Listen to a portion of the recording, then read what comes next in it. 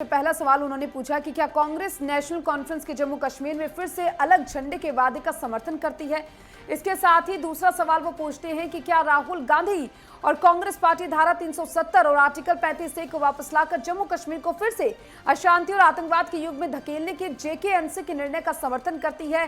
साथ ही ग्राफिक्स के जरिए आपको समझा रहे हैं, आपको बता रहे हैं कि कौन से वो 10 सवाल थे जो अमित शाह ने कांग्रेस से पूछी हैं। तीसरा सवाल वो पूछते हैं कि क्या कांग्रेस कश्मीर के युवाओं के बदले पाकिस्तान के साथ वार्ता करके फिर से अलगाववाद को बढ़ावा देने का समर्थन करती है। इसके साथ ही आगे अमित शाह ने कांग्रेस से ये सवाल किया।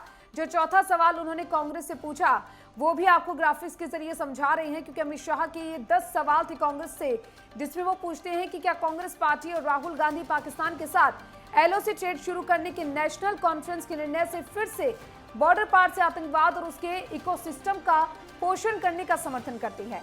और देखिए, जब से इस गठबंधन की खबरें सामने आई हैं तब से जो बीजेपी है वो लगातार हमलावर होती हुई नजर आ रही है। पांचवा सवाल पूछते हैं कि क्या कांग्रेस आतंकवाद और पत्थरबाजी की घटनाओं में शामिल लोगों की परिश्रम को फिर से सरकारी नौकरी में बहाल करके आतंकवाद दहशतगर्दी को बढ़ावा देना चाहती है।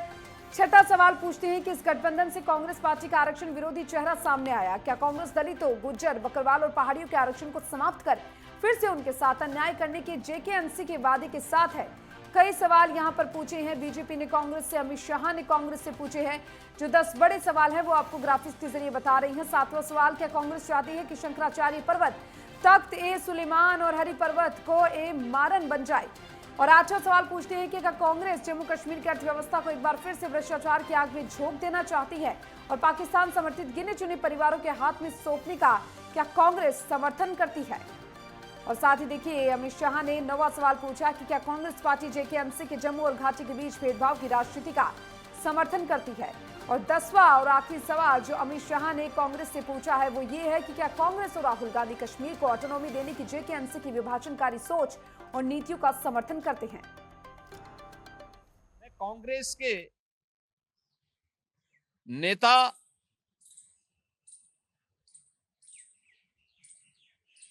श्री राहुल गांधी से पूछना चाहता हूं कि क्या कांग्रेस नेशनल कॉन्फ्रेंस के जम्मू कश्मीर में फिर से अलग झंडे की घोषणा का समर्थन करती है। क्या राहुल गांधी और कांग्रेस पार्टी धारा 370 और आर्टिकल 35A को वापस लाकर जम्मू कश्मीर को फिर से अशांति और आतंकवाद के युग में धकेलने के जम्मू कश्मीर नेशनल कॉन्फ्रेंस के घोषणा का समर्थन करती है। नेशनल कॉन्फ्रेंस के घोषणा पत्र के वादों पर कांग्रेस पार्टी और राहुल गांधी जी से हमारे चूंकि ये 10 सवाल हैं कि उनको 10 सवालों के जवाब देश की जनता को जरूर देने चाहिए कि क्या कांग्रेस नेशनल कॉन्फ्रेंस के जम्मू कश्मीर से फिर से अलग झंडे के वायदे को समर्थन करती है क्या, कि जो देश के अंदर एक निशान, एक विधान और एक प्रधान की बात होती आई है देश की आज़ादी के बाद से, जो धारा 370 समाप्त हुई है, क्या वो पुनः वहाँ फिर से धारा 370 लागू करना चाहते हैं। और देखिए, जम्मू कश्मीर में कांग्रेस और NC के गठबंधन को लेकर आज चर्चा करेंगे कुछ खास मेहमानों के साथ। राजनीतिक विश्लेषक आलोक पांडे हमारे साथ जुड़ चुके हैं, आपका बहुत बहुत स्वागत है सर। दिनेश सिंह गेट राजनीतिक विश्लेषक हैं, ये भी हमारे साथ जुड़ चुके हैं, आपका भी बहुत बहुत स्वागत है। सबसे पहले आलोक पांडे जी, क्योंकि देखिए जम्मू कश्मीर में विधानसभा चुनाव है और उसको देखते हुए जो वहां की पार्टियां हैं लगातार पूरी तरीके से इस जोर आजमाइश में जुटी है कि किस तरीके से पार्टी को स्टैंड किया जाए। अब ऐसे में इस तरीके से खबरें सामने आना कि गठबंधन हो गया और गठबंधन के बाद बीजेपी का ये सवाल उठाना, क्या कुछ लगता है? देखिए, भारतीय जनता पार्टी अपने आप को जम्मू कश्मीर में भी मजबूत करना चाहती है, खासकर श्रीनगर रीजन में। और कांग्रेस पार्टी और नेशनल कॉन्फ्रेंस का जो गठजोड़ है वो एक ताकतवर स्थिति में है। तो ये कांग्रेस पार्टी के लिए एसेट है। लेकिन अब नेशनल कॉन्फ्रेंस का जो घोषणा पत्र है ये एक बारूद जैसा है कांग्रेस पार्टी के लिए, क्योंकि नेशनल कॉन्फ्रेंस की अपनी भूमिका एक सीमित दायरे पर है, जम्मू एंड कश्मीर पर है, खासकर श्रीनगर वाले एरिया पर है। कांग्रेस एक राष्ट्रीय पार्टी है और राष्ट्रीय पार्टी का चित्र तो दूसरी तरह का होता है। तो जो नेशनल कॉन्फ्रेंस का घोषणा पत्र है जिसमें 1953 की स्थिति को लाने का वादा भी किया है, 1953 वाली स्थिति में जहां कांग्रेस पार्टी ने जो धीरे धीरे जम्मू कश्मीर के अधिकारों का क्षरण किया है वो भी खत्म कर देना चाहते हैं। केवल दो झंडे, दो निशान और दो संविधान की बात नहीं कर रहे। 1953 तक जम्मू कश्मीर की स्थिति लगभग एक इंडिपेंडेंट राष्ट्र की तरह था, ऑटोनोमस था पूरी तरीके से। दूरसंचार, रक्षा और कम्युनिकेशन, ये 2-3-4 क्षेत्रों पे ही जम्मू कश्मीर भारत से जुड़ा था। बाकी सारी चीजों पर जम्मू कश्मीर का कोई अधिकार नहीं था भारत का। वो स्थिति जो 370 कंप्लीट दी गई थी, वो स्थिति पे नेशनल कॉन्फ्रेंस वापस जाना चाहती है। तो कांग्रेस को ये बताना तो पड़ेगा। भारतीय जनता पार्टी का एक स्ट्राइक है कि जम्मू कश्मीर में क्या प्रभाव पड़े कांग्रेस पर, वो अलग बात है, लेकिन भारत के लेवल पर वो कांग्रेस को कहीं न कहीं पर एक्सपोज करना चाहती है। क्या वो मतलब कांग्रेस को आंसर करना बड़ा मुश्किल हो जाएगा कि 370 के मुद्दे पर, पीओके के साथ ट्रेड पर, या जितने भी 10 पॉइंट बताए हैं, आप देखेंगे अभी तक जहां तक मेरी जानकारी है कांग्रेस ने उसका कोई जवाब नहीं दिया, क्योंकि उसको जवाब देना मुश्किल हो जाएगा। नेशनल कॉन्फ्रेंस भारत के जो इंटीग्रेशन है उससे एक तरह से अगेंस्ट है। जम्मू कश्मीर में 370 की स्थिति में को बहाल करना चाहती है। 370 जवाहरलाल जो नेहरू लेकर के आए थे, उन्होंने कहा था ये एक ऐसी धारा जो घिसते घिसते घिस जाएगी। कांग्रेस के शासनकाल में वो धारा घिसी नहीं, मजबूत थी। भारतीय जनता पार्टी ने उस धारा को घिस के कमजोर कर दिया। तो क्या कांग्रेस पार्टी ये बताएगी कि वो धारा को मजबूत करना चाहती है, या जो जवाहरलाल नेहरू ने कहा था कि समय के साथ ये धारा कमजोर हो जाएगी। देखिए 370 आज भी जम्मू कश्मीर में एग्जिस्ट करती है। 370 के जो मेजर प्रावधान है, जो ताकतवर प्रावधान है, वो खत्म किए गए हैं। हाँ, 35A जो एक तरह से देखें आप, वो कॉन्स्टिट्यूशनल ऑर्डर से था, वो संविधान संशोधन करके पारित नहीं किया गया था, वो गैर संवैधानिक था। उसको भी क्या कांग्रेस पार्टी समर्थन देती है? तो कांग्रेस पार्टी के ऊपर भारतीय जनता पार्टी का ये तीव्र हमला है और नेशनल कॉन्फ्रेंस के साथ एक गठबंधन करके कांग्रेस पार्टी को कहीं न कहीं पर इन प्रश्नों का उत्तर देना पड़ेगा, नहीं तो राष्ट्रीय लेवल पर वो असहज महसूस करेगी। ठीक है, क्योंकि देखिए कई तरह के सवाल जो हैं इस गठबंधन के बाद उठाए जा रहे हैं और जिस तरीके से बीजेपी ने भी सवाल ताके हैं कांग्रेस के ऊपर। दिनेश सिंह जी, देखिए सवाल यहां पर आ गए हैं। अमित शाह ने 10 सवाल पूछ लिए हैं कांग्रेस से, साथ ही साथ जो बीजेपी शासित राज्य है वहां के मुख्यमंत्री भी प्रेस कॉन्फ्रेंस कर सवाल पूछ रहे हैं और सभी को इस बारे में बता रहे हैं कि किस तरीके से ये जो गठबंधन है वो कहीं ना कहीं गलत है। ऐसा राजनीतिक पार्टी बीजेपी का कहना है। आप किस तरीके से विश्लेषण करेंगे इसका? जी, आप सभी को प्रणाम दिनकर जी। देखिए, इसको इस तरीके से अगर देखा जाए तो यह है कि इसमें मैं पूरी तरीके से सिर्फ यही कहना चाहूंगा कि जैसे मतलब इतने अगर लोकप्रिय थे, मतलब जैसे मान के नेशनल कॉन्फ्रेंस, अब्दुल्ला फैमिली और पीडीपी भी साथ साथ अगर हम लेने तो कोई बुराई नहीं है उसमें।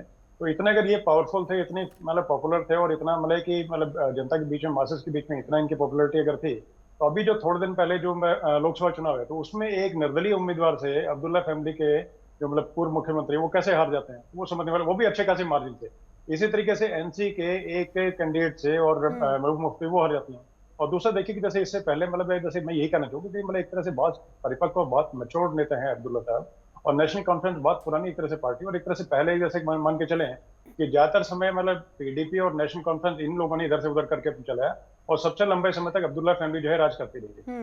लेकिन इन लोगों ने मतलब एक तरह से गर्त में ले जाके पहुंचा दिया जम्मू कश्मीर को। अपने तरीके से वहां के जो लोग हैं वो त्राही त्राही कर रहे थे और कश्मीरी पंडितों के उन्होंने सिर्फ बातचीत की, लेकिन मैं सिर्फ कहता कि मैं सिर्फ लिप सर्विस की बात करता हूँ, समझता हूँ कि अपने तरीके से कि सिर्फ वो उन्होंने एक तरह से कि उनको सिर्फ लॉलीपॉप देने की बात कर रहे हैं।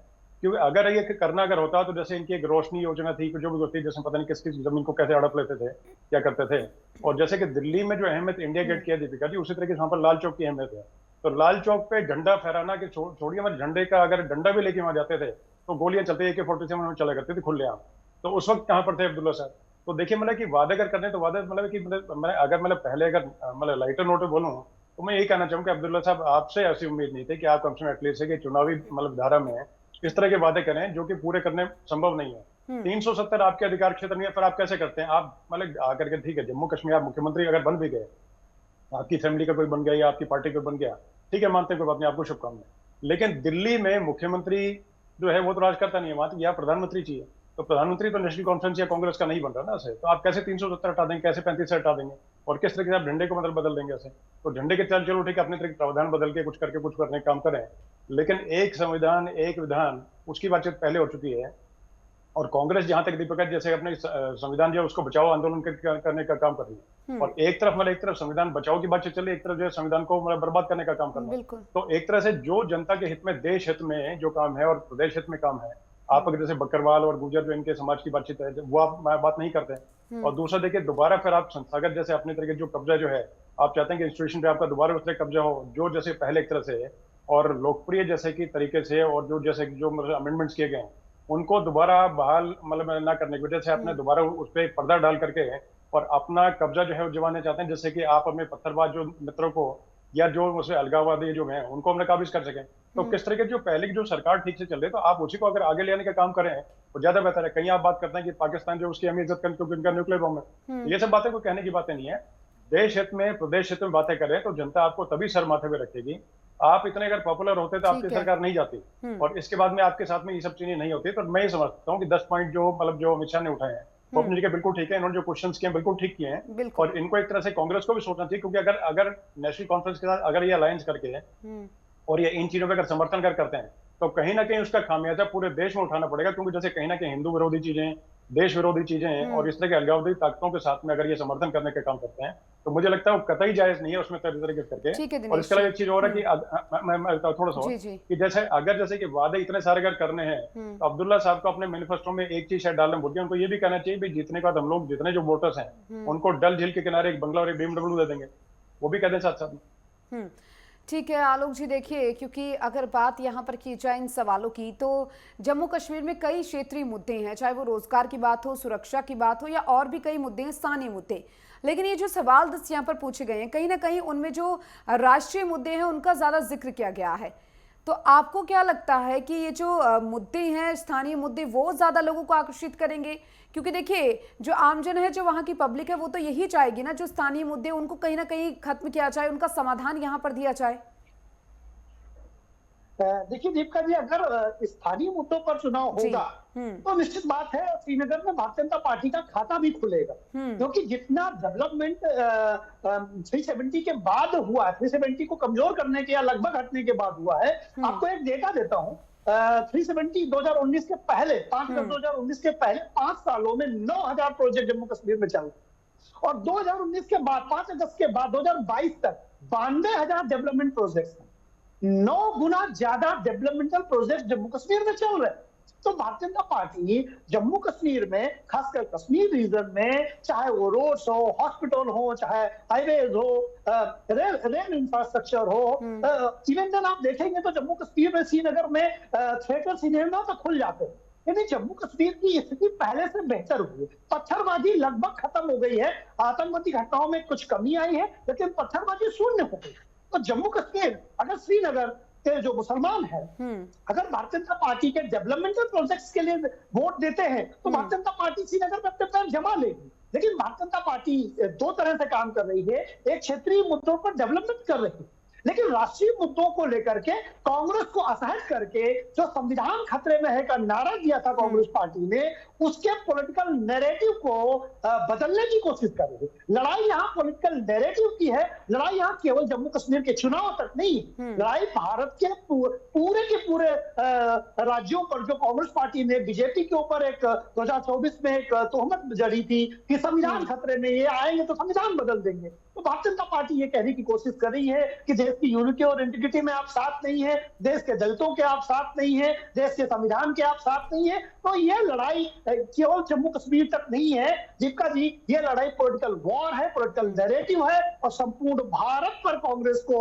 एक्सपोज करने की लड़ाई है। इसीलिए अमित शाह जी से लेके योगी आदित्यनाथ जी से लेकर के भारतीय जनता पार्टी की जो ब्रिगेड है उसने कांग्रेस पर जम्मू कश्मीर के साथ केवल नेशनल कॉन्फ्रेंस के साथ समझौता करने पर इतना तेज हमला किया है, क्योंकि कांग्रेस कांग्रेस अभी इसमें असहज है। हालांकि बीजेपी से भी पूछा जाना चाहिए कि पीडीपी के साथ जब आपने समझौता किया था तो क्या उसके जो घोषणा पत्र को आपने फॉलो किया था कि नहीं किया था। तो मुझे बड़ा दुख ये हो रहा है कि कांग्रेस पार्टी ने अभी तक हमला क्यों नहीं किया, बैकफायर क्यों नहीं किया। अब ये देखने की बात है कि कांग्रेस पार्टी कितनी दिनों बाद या कितने घंटे बाद भारतीय जनता पार्टी और पीडीपी के उस पॉलिटिकल सरकार बनाने को लेकर के कांग्रेस चाहे तो उस पर हमला कर सकती है।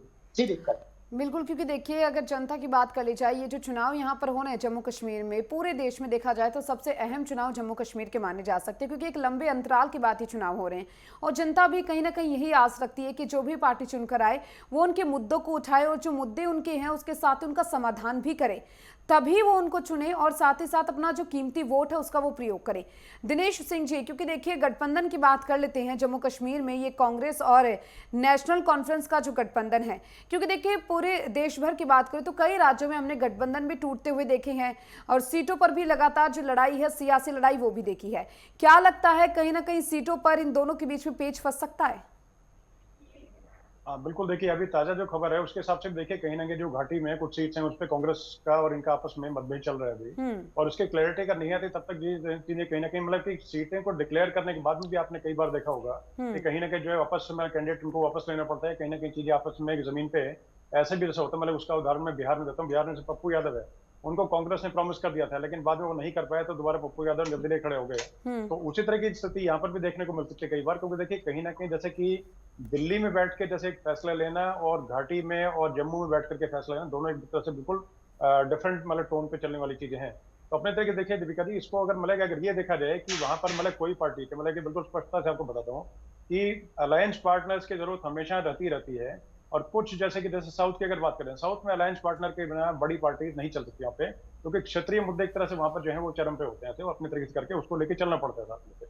उसी तरीके देखे जैसे कि यहाँ पर अपने तरीके से कि नेशनल मुद्दों के साथ साथ क्षेत्रीय मुद्दे जो है वो भी बड़े हावी रहेंगे, पहले भी रहे और अब भी रहेंगे। लेकिन उसके साथ देखिए कहीं ना कहीं जैसे कि जो जनता है वहां की जैसे पहले चीजों को देख चुकी है और इनका राज भी पहले देख चुके हैं, नेशनल कॉन्फ्रेंस का और पीडीपी का। और पीडीपी जैसे देखिए जैसे कि अभी जैसे आलोक जी बता रहे थे कि पीडीपी का पहले जैसे गठबंधन हुआ भाजपा के साथ में, तो भाजपा ने जब इनको देखिए साथ में लिया दीपिका जी, उस टाइम पे कुछ चीजों को आयरनिंग करके रिंकल फ्री करके लिया कि उन्होंने अपने तरीके स्पष्ट किया कि ठीक है आपका हम लोग इस चीज में समर्थन आपका नहीं करेंगे, आपको अपने उसको मैनिफेस्टो को फाइन ट्यून करना पड़ेगा और इस तरह करना पड़ेगा जो प्रदेश के और देश के हित में और लोगों के हित में, लोक हित में वो कार्य करने वाला काम है। किसी तरीके से आप एक वर्ग विशेष को फायदा करने का काम करें और कुछ करें या जिससे कहीं ना कहीं अलगाववादी या उस तरह की चीजों को मतलब आप बढ़ावा देने का काम करें, वो कतई मंजूर नहीं है। तो उसको देख करके उसका नतीजा आपके सामने की पत्थरबाजी घटना बिल्कुल शून्य है और बाकी जो चीजें हैं इनफिल्ट्रेशन है उसकी गाय बगाए की घटनाएं होती जरूर है, क्योंकि जैसे मतलब वहां पर डिफिकल्ट टेरेन, जैसे पहले भी कई बार जैसे आपके यहाँ पर मतलब मैं डिबेट में बोल चुका हूँ कि वहां पर जैसे कि देखिए चुस्त है बिल्कुल जो मतलब जैसे कि मतलब बीएसएफ बोले या बॉर्डर पे और जो अन्य हमारी जो सेना है, तो पूरे तरीके से अपना चाक चौबंद होकर के कार्य पूरा कर रही है, ड्रोन से निगरानी करना कुछ कर, लेकिन जैसे मौसम खराब हुआ अंदर से कोई सुरंग खोद लिया और कुछ कर लिया अपने तरीके 10,000 तरीके उनके, मतलब आपको हमेशा हर बार लकी रहना पड़ेगा, उनको तो एक बार लकी होना है और अब होकर के मतलब अंदर उनकी किस्मत ठीक है तो उस टाइम पार कर जाएंगे ऐसे, तो उसके बाद में अपने तरीके से बहुत बड़ी चुनौतियां खड़ी होती है। तो कहीं ना कहीं देखिए इनको लेके चलना पड़ेगा कांग्रेस के साथ। कांग्रेस ने अगर गठबंधन एनसी के साथ में अगर किया है तो साथ में उनको देखिए कि संविधान खतरे में का नैरेटिव सेट कर रहे हैं अपना, लेकिन नैरेटिव ये सेट करें साथ साथ में कि भाई हम लोग अपने तरीके से संविधान को बचाने का कार्य सिर्फ अपने फायदे के लिए नहीं कर रहे हैं, पूरे देश हित में कर रहे हैं और उससे जम्मू कश्मीर का सिर्फ अकेले नहीं पूरे मतलब पूरे देश का फायदा होगा। और कहीं ना कहीं जैसे कि उसमें अगर इनके अलायंस पार्टनर कुछ इन पे अगर इनके गर्दन पकड़ने का कार्य करते हैं तो मुझे लगता है कि इनको स्ट्रिक्ट तरीके मतलब ठीक, क्योंकि लोकतंत्र में देखिए मजबूत पक्ष की हमेशा जरूरत होती है और अभी शतक के जैसे आसपास कांग्रेस पहुंची तो मैं दोबारा फिर उनको भी शुभकामनाएं देता हूँ कि अपने तरीके से अच्छा प्रदर्शन उनका जम्मू कश्मीर में भी हो। लेकिन जिस तरीके से चल रहे हैं तो उस तरीके से कहीं ना कहीं नैरेटिव जो है ऐसा नैरेटिव ना सेट करें कि जैसे जिससे करके कि कहीं ना कहीं जो है जनता का नुकसान हो, देश का नुकसान हो, तो इस तरह की गलत वायदों में ना पड़े। जो मतलब जो स्वाभाविक जो चीजें हैं, स्वाभाविक मांगे हैं, स्वाभाविक जो मतलब चीजें हैं उनको लेकर के चलें, क्योंकि डेवलपमेंट प्रोजेक्ट्स हैं उनको अगर डिले करेंगे तो उससे पूरे जम्मू कश्मीर का नुकसान होगा। और जम्मू कश्मीर में देखिए सारे देश का आदमी अगर निडर होकर के वहां पर अगर जाएगा और टूरिज्म देखिए बहुत बड़ा एक तरह से बैकबोन वहां का है, तो अगर वहां पर अगर डिस्टर्बेंस अगर आप करवाएंगे तो टूरिज्म सेक्टर वो भी एक तरह से हमारा प्रभावित होगा, दूसरी चीजें और भी हैं वो प्रभावित होगी। तो कहीं ना कहीं देखिए आप पूरे चहुमुखी विकास को लेकर करें, इंफ्रास्ट्रक्चर डेवलपमेंट हो गया, बाकी चीजें होंगी तो सभी को लेकर के पूरा करें और उसके साथ में हम लोग सारा देश आपके साथ खड़ा है। प्रदेश आपके साथ खड़ा है, लेकिन कहीं ना कहीं भ्रमित करने की चीजें करके तो मुझे लगता है कि सारे देश में और जो कांग्रेस है उसकी लुटिया फिर डूब गई है। बिल्कुल, क्योंकि देखिए गठबंधन तो यहाँ पर हो गया और कई तरह के सवाल जो है वो भी इस चुनाव को लेकर अब खड़े होने शुरू हो गए हैं। हालांकि जम्मू कश्मीर के बारे में आपको बता दें कि 3 चरणों में चुनाव होगा। 18 और 25 सितंबर के साथ ही 1 अक्टूबर को चुनाव होगा। 4 अक्टूबर को नतीजे घोषित कर दिए जाएंगे। और इस बीच अब ये जो गठबंधन हुआ है उसको लेकर लगातार सवाल पूरे देश भर में बीजेपी जो है वो खड़े कर रही है। आलोक जी, अब से कुछ ही देर पहले मैं टीएस सिंहदेव का एक बयान सुन रही थी जिसमें उन्होंने कहा कि अमित शाह गृह मंत्री माने जाते हैं, उनके ऊपर जिम्मेदारी है अगर देश की ओर से देखा जाए। वो इस तरीके के अगर सवाल पूछ रहे हैं या फिर इस तरीके के वो कांग्रेस के ऊपर आरोप लगा रहे हैं तो वो कहीं ना कहीं गैर जिम्मेदाराना है, ये उनका कहना है। आप किस तरीके से देखते हैं इसको? देखिए दीपिका जी, अमित शाह भी गृह मंत्री है, लेकिन उसके पहले भारतीय जनता पार्टी के कार्यकर्ता है, नेता है। तो एज ए लीडर उन्होंने आरोप लगाया, उनका डेमोक्रेटिक राइट है ये पूछने का। और कांग्रेस का डेमोक्रेटिक राइट है अमित शाह जी के ऊपर आरोप लगाने का। तो कोई ये थोड़ा कह देगा कि गृह मंत्री के ऊपर आरोप लगा रहे हैं। वो बीजेपी के नेता के ऊपर पूछे ना कि जब अटल बिहारी वाजपेयी की सरकार थी तब नेशनल कॉन्फ्रेंस के साथ आप थे, तो क्या आपने उसी तरह के कंप्रोमाइज किए थे? क्या कोई ऐसा नेशनल कॉन्फ्रेंस ने घोषणा पत्र जारी किया था साइन कर अटल बिहारी वाजपेयी के साथ में कि नहीं हमें अपने जो सेपरेटिस्ट मुद्दे हैं वो अलग करने हैं? मुझे ये समझ में नहीं आ रहा कि कांग्रेस वॉर क्यों नहीं कर रही है, प्रतिक्रिया क्यों नहीं दे रही। भाई Bharatiya Janata party national conference के साथ रह चुकी, सरकार बना चुकी, केंद्रीय मिनिस्टर रख चुकी। अटल बिहारी वाजपेयी के सरकार में उनके जो नेशनल कॉन्फ्रेंस के फारूक अब्दुल्ला मिनिस्टर थे। भारतीय जनता पार्टी पीडीपी के साथ सरकार बना चुकी। यानी तो भारतीय जनता पार्टी स्वयं जम्मू कश्मीर की दोनों पार्टियों के साथ, पीडीपी के साथ राज्य में सरकार बना चुकी, नेशनल कॉन्फ्रेंस के साथ केंद्र में सरकार बना चुकी, और हमला कांग्रेस के ऊपर कर रही है। भाई आप बताइए, जिस पार्टी के साथ आप सरकार बना ले तो वो अच्छा है, और जिस पार्टी के साथ गठबंधन में चुनाव में लड़ने चले जाए तो वो पार्टी बुरी है। ये बात तो एक तरह से ड्यूअल कैरेक्टर है भारतीय जनता पार्टी का। भारतीय जनता पार्टी को भी भारतीय जनता पार्टी अपना काम करे, हमला कर रही है। कांग्रेस को यह सोचना होगा कि जब वो नेशनल कॉन्फ्रेंस के साथ सरकार बना चुकी है, जब वो पीडीपी के साथ सरकार बना चुकी है, तो कांग्रेस ऐसा कौन सा राष्ट्रीय अपराध करने जा रही है कि कांग्रेस गलत काम कर रही है। तो ये कांग्रेस रक्षात्मक है भारतीय जनता पार्टी के इस मुद्दे पर, तो वो कांग्रेस जाने। हालांकि भारतीय जनता पार्टी भी दूध की धुली नहीं है, दोनों के दोनों पार्टियों के साथ वो सरकार में रह चुकी है। चलिए, बहुत बहुत शुक्रिया आप दोनों का इस मुद्दे पर जुड़ने के लिए और अपनी अपनी बात रखने के लिए बहुत बहुत शुक्रिया।